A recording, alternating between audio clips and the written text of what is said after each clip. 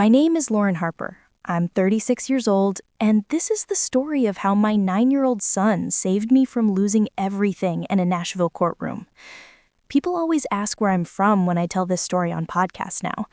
I'm from a little town just outside Nashville, Tennessee, Franklin, born and raised. Sweet tea, Friday night lights, church on Sunday, the whole thing. That's where I met Travis Harper at 19.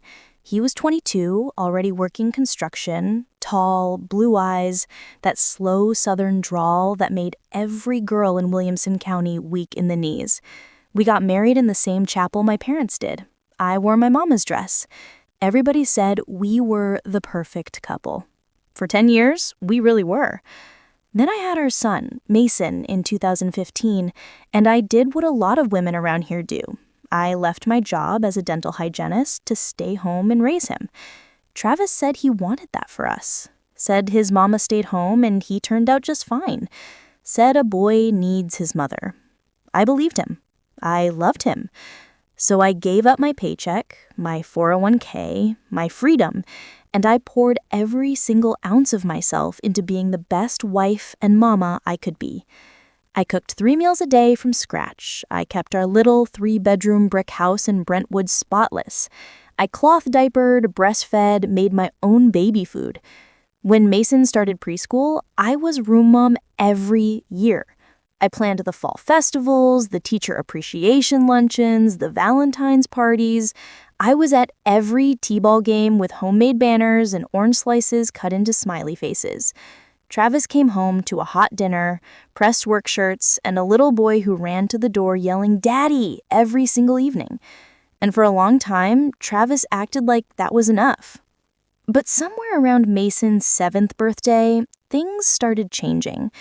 Travis started staying late at job sites. He'd come home smelling like bourbon and some floral perfume I didn't wear. He stopped touching me, stopped looking at me. When I'd ask what was wrong, he'd snap, "I'm tired, Lauren. I carry this family on my back. Lay off." I told myself it was stress. Construction had slowed, money was tighter. I started couponing harder, gardening, sewing Mason's Halloween costumes instead of buying them. I thought if I could just be better, prettier, thinner, quieter, sexier, everything would go back to normal. Then came the day I'll never forget as long as I live. It was a Tuesday in March. Mason was at school. I was folding laundry in the living room when the doorbell rang. A process server in a cheap suit handed me a thick envelope and walked away before I could even speak. I sat down on the couch, opened it with shaking hands, and the words blurred through my tears. Petition for divorce, irreconcilable differences, request for temporary and permanent custody of minor child, sole managing conservatorship. Petitioner requests respondent be granted only supervised visitation. Travis wasn't just leaving me. He was trying to take my son. The paper said I was emotionally unstable, financially irresponsible, unable to provide a stable home environment. They asked the judge to make me pay child support and give Travis the house because I contributed nothing of financial value to the marriage. They even attached bank records showing excessive and unnecessary expenditures on my part. $9,000 in miscellaneous charges over the last year. I didn't spend $9,000. I hadn't bought myself new clothes in 3 years. I drove a 2011 minivan with 180,000 miles. The only thing I ever bought were things for Mason. School clothes, cleats, Lego sets when he made honor roll. I called Travis, crying, begging him to explain. He answered on the first ring, voice colder than I'd ever heard it. "It's all in the paperwork, Lauren. I'm done pretending. You're not the woman I married anymore. You let yourself go. You don't support me. You just take. Mason deserves better." I screamed into the phone, better than his own mother? Better than a mother who can't even keep the house clean when I'm working 60 hours a week, he said. Better than a mother who yells and cries all the time. My lawyer says we've got more than enough to prove you're unfit. Then he hung up. That night, he didn't come home. He texted that he was staying at his brother's. I sat on the kitchen floor and cried until I threw up. The next morning, I found out he drained our joint savings. $68,000 gone. Transferred to an account in only his name. My name had been removed from the checking account sometime in the last 6 months. He'd taken the good car and left me the minivan. He'd canceled my credit card. When I tried to log into our bank app, the password had been changed. I had $47 in my purse and a 9-year-old who still believed his daddy hung the moon. I called my mama in hysterics. She drove straight over and held me while I ugly cried into her shoulder. Then she did what mamas do. She got mad. She called her best friend from high school who'd gone on to be a paralegal in Nashville, and within 2 hours I had an appointment with Rebecca Caldwell, one of the best family law attorneys in the state who happened to take a handful of pro bono cases every year for women in crisis. Rebecca listened to me sob for 45 minutes straight, took one look at the divorce papers and said, "Lauren, this isn't a divorce. This is financial abuse and parental alienation dressed up in a suit. We're going to war." But Travis had money now, our money, and he hired the most ruthless shark in Nashville, Bradley and Dunn, the firm that advertises on every billboard from here to Memphis. Their senior partner, Clayton Dunn, had a reputation for destroying stay-at-home moms in court. He loved nothing more than painting us as lazy, entitled, and mentally ill. The temporary orders hearing was a bloodbath. Clayton put up photos of our house looking like a tornado wreckage, dishes in the sink, toys everywhere, laundry on the couch. He never mentioned those photos were taken the week Mason had strep throat and I'd been up for 4 days straight with a 104-degree fever while Travis was working late. He put up bank statements showing charges at Victoria's Secret, expensive steakhouses, even a $2,400 weekend at the Gaylord Opryland Hotel, charges I never made. Turns out Travis had gotten a credit card in my name only and had been using it to wine and dine his 26-year-old receptionist, Brittany. The judge, a tired-looking older man who clearly wanted to get home for supper, gave Travis temporary primary custody pending further evaluation. I got Mason every other weekend and Wednesday nights, supervised. I had to pay a supervisor $75 an hour I didn't have. I will never forget the first time I had to hand my baby over to that supervisor in a McDonald's parking lot while Travis smirked from his new lifted Silverado. Mason clung to my leg, crying, "Mama, why can't I stay with you?" And I had to peel his little fingers off me while the supervisor took notes about how hysterical I was. I drove home and screamed until my throat bled. For 4 months, I lived in hell. Travis moved Brittany into our house, my house, the one I painted and decorated and nested in for a decade. He posted pictures on Facebook of the 3 of them at Dollywood, at the Predators games, calling Brittany the bonus mom Mason always deserved. He bought Mason a PlayStation 5, AirPods, a dirt bike. Every gift came with the same caption, "Making memories with my little man." Meanwhile, I was living in my parents' basement, working 2 jobs, cleaning offices at night and doing teeth cleanings on Saturdays at my old dental office that took me back part-time. I lost 25 pounds I didn't need to lose. My hair started falling out. I barely slept. And every time I saw Mason, he seemed a little more distant. Travis had been feeding him lies. Mama doesn't want you during the week because she's too sad all the time. Mama spends all the money on herself. That's why we can't buy you the new Jordans. Mama's lawyer is mean and just wants to fight. I started recording every visit because Rebecca told me to. I wrote down every word Mason repeated from his daddy. I saved every text where Travis called me crazy or threatened to have my visits canceled if I didn't cooperate. But it wasn't enough. Not yet. Then came the final trial date, October 14th. Clayton Dunn filed a 47-page brief asking for me to have no overnights at all, just 4 hours every other Saturday, supervised. He attached a parenting evaluation from a psychologist named Dr. Evelyn Pierce, who claimed after 2 hours with me and 1 Zoom call with Mason that I suffered from adjustment disorder with anxious and depressed mood and enmeshed parenting tendencies. She recommended Travis receive sole custody and that I undergo intensive therapy before I could even petition for more time. I read that report and threw up in Rebecca's office trash can. The night before trial, I tucked Mason into the little twin bed at my parents' house. He looked up at me with those big blue eyes, Travis's eyes, and whispered, "Mama, Daddy says tomorrow the judge is going to say I have to live with him forever. Is that true?" I forced a smile, even while my heart was shattering. "Baby, Mama's lawyer is real good. We're gonna fight with everything we got." He nodded. But then he did something that stopped my heart. He reached under his pillow and pulled out his old Nintendo Switch, the one Travis had replaced with the PlayStation. The screen was cracked because he dropped it last year. "Mama, I need to tell you a secret, but you can't be mad. I could never be mad at you, baby." He took a deep breath. "I've been recording Daddy and Brittany when they think I'm asleep. I used my Switch because it still records even with the cracked screen. I heard them talking about how they're going to make the judge think you're crazy, so I have to live with them all the time, and you'll have to pay Daddy money every month." I stared at him. My 9-year-old baby boy had been playing spy in his own home.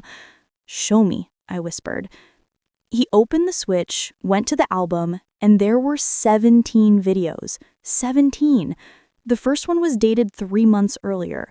I pressed play with shaking fingers. The video was dark, clearly shot from under Mason's bedroom door, but the audio was crystal clear. Travis's voice, "Once the judge sees those bank statements and the pictures of the house looking like a pigsty, she's done. And when Dr. Pierce testifies that Lauren's mentally unstable..." Brittany laughing, "I still can't believe she hasn't figured out you put the credit card in her name only. That was genius, baby." Travis, 8 years of playing the perfect little housewife, and she never once checked a statement. And now she's gonna pay for my new truck. Brittany, "And the photos. I love that you waited till she was sick to take them. The judge ate it up at the temporary hearing." Travis, "Tomorrow, Dr. Pierce seals the deal. I paid her enough. She'll say whatever I need her to say." I had tears running down my face, but I kept watching. Video after video, Travis and Brittany laughing about how they were going to bleach bit Lauren from their lives, how they'd already booked a Disney cruise for Christmas as a family, how once I was only seeing Mason 4 hours a month, they'd moved to Florida, and I'd never find them. In one video, Brittany said, "What if the kid freaks out and wants his mom?" Travis's cold answer, "He'll get over it. Kids are resilient. And if he doesn't, there's therapists for that. Besides, I've been telling him Lauren's sick in the head for months now. He's starting to believe it." I wanted to throw that switch across the room, but instead I hugged my son so hard he squeaked, "Mason, why didn't you tell me sooner?" He started crying. "Because Daddy said if I ever told, you'd go to jail for being crazy. He said the videos would prove you're a bad mom. I was scared. But then tonight, he told Brittany, tomorrow it's done. She'll never get him back. And I got mad, Mama. I don't want to lose you." I kissed the top of his curly head. "You are the bravest boy in the whole world."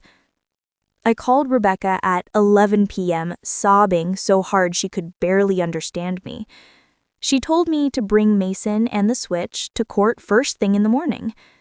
The next day, we walked into the Davidson County Courthouse looking like we'd been through a war, which we had. I hadn't slept. Mason was clutching that cracked Switch like it was a grenade. Travis looked smug in a new suit. Brittany sitting behind him in Lily Pulitzer, Dr. Evelyn Pierce in pearls, looking every bit the respectable professional. The judge, Judge Hargrove, a no-nonsense woman with a reputation for fairness, called the case. Clayton Dunn stood up and started his closing argument about how I was clearly unfit and how Mason needed stability with his father. He was halfway through when Mason stood up in the gallery and said, in the clearest voice I'd ever heard, "Excuse me, ma'am." The entire courtroom turned. Judge Hargrove raised an eyebrow. "Young man, you need to sit down unless you've been called." Mason walked straight down the aisle like he owned the place. "My name is Mason Harper, and I have evidence." Travis went ghost white. "Sit down, son, right now." Mason ignored him and kept walking until he stood right in front of the bench. He held up the switch. "I recorded my daddy and his girlfriend saying they paid the doctor lady to lie about my mama. They said they were going to take me away forever and move to Florida." The courtroom erupted. Travis lunged out of his chair. "He's lying. He's been coached." Judge Hargrove banged her gavel so hard I thought it would break. "Marshal, restrain Mr. Harper. Young man, hand that device to my bailiff." The bailiff took the switch, plugged it into the courtroom AV system, and the first video began to play on the big screen.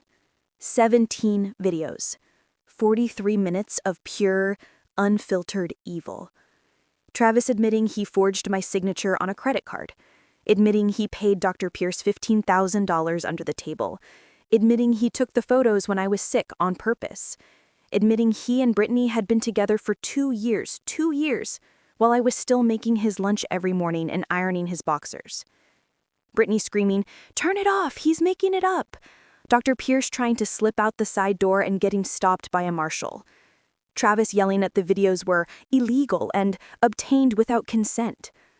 Judge Hargrove's voice cut through it all like a blade. "Mr. Harper, you just confessed on video to fraud, bribery, and perjury in my courtroom. Dr. Pierce, you were under citizen's arrest for conspiracy and accepting a bribe.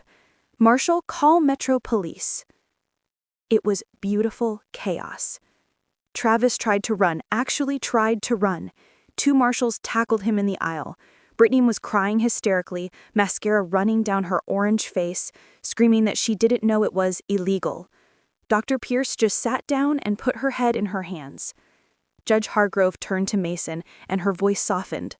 "Son, what you did today took incredible courage. You may have just saved your mama." Then she looked at me, and I swear there were tears in her eyes.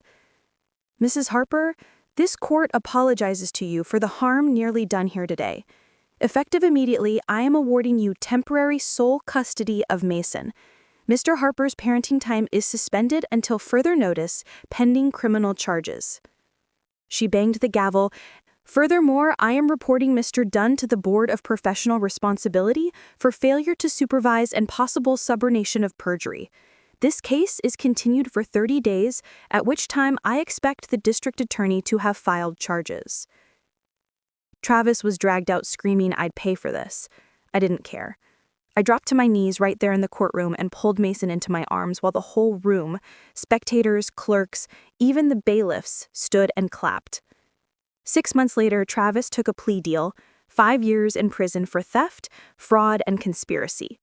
He'll be out in 3 with good behavior, but he'll be a felon and on the the child support deadbeat registry forever. Brittany skipped town the day charges were filed. Dr. Evelyn Pierce lost her license and is awaiting trial. Clayton Dunn was suspended pending investigation. I got the house, the savings, plus damages, and sole custody. Mason asked if we change his last name to mine. The judge granted it the same day. We moved into a little yellow house with a porch swing in East Nashville. I opened a teeth whitening spa with the settlement money. Turns out I'm real good at running a business when nobody's stealing from me. Mason plays travel baseball now, and I'm at every game with homemade banners and orange slices cut into smiley faces. Some nights he still wakes up from nightmares that Daddy's coming to take him away. I hold him until he falls back asleep, and then I go sit on the porch and thank God for that cracked Nintendo Switch and for a little boy who loved his mama enough to fight the devil himself. So if you're watching this from Tennessee, Texas, Alabama, Ohio, wherever you are, If you're a mama scared you're about to lose everything, hear me. They can take your money, your house, even your dignity for a season, but they can never take your baby's love. And sometimes, when the whole world believes the lies, a 9-year-old with a cracked screen and a brave heart is all it takes for justice to win. My name is Lauren Harper. I'm 36 years old. I'm a business owner, a survivor, and the proudest mama in Tennessee. And this is my boy Mason's story as much as it is mine. Thank you for letting me tell it. Now drop a comment and tell me where you're watching from. Hit that like button if this made you cry happy tears. And if you're in the fight of your life right now, know you're not alone. The truth always comes out. Always. We love y'all. See you in the next story.